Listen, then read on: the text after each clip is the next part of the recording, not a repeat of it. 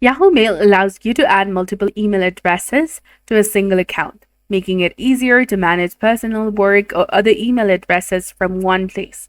So by linking another email address, you can send, receive, and organize your emails without switching your accounts.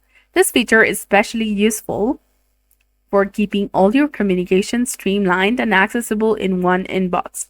So in order to do that, go to mail.yahoo.com, log into your account. Then you need to access your account page.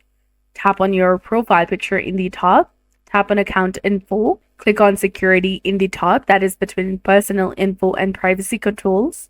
Once you're in the security page, scroll down and click on add email address. Once you're in the security page, tap on additional emails, tap on add email, that is highlighted in purple color. Then go ahead and enter your new email address that you'd like to add in your account. Then tap on next.